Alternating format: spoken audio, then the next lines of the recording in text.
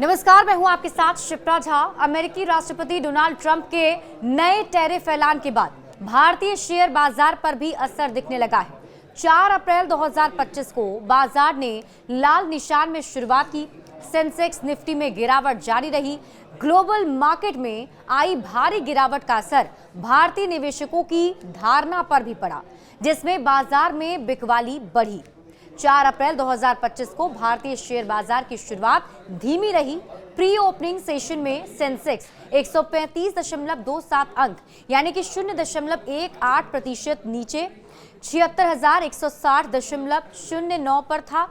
वहीं निफ्टी 59.70 अंक यानी 0.26% की गिरावट के साथ 23,190.40 पर ट्रेड कर रहा था। प्री ओपनिंग के बाद जब बाजार खुला तो गिरावट और तेज हो गई।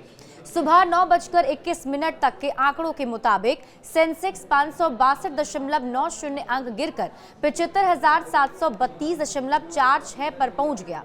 वहीं निफ्टी भी 203.45 अंक टूटकर 23,046.65 पर कारोबार कर रहा था। ये गिरावट अमेरिका के नए टैरिफ ऐलान के चलते ग्लोबल मार्केट में आए भूचाल की वजह से देखी गई है।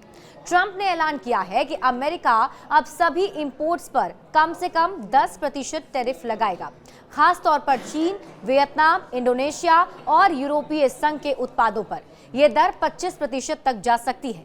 चीन पर कुल 54% तक टैरिफ लगाया गया है, जबकि वियतनाम पर 46%, कंबोडिया पर 49% और इंडोनेशिया पर 32% का टैरिफ लगाया गया है।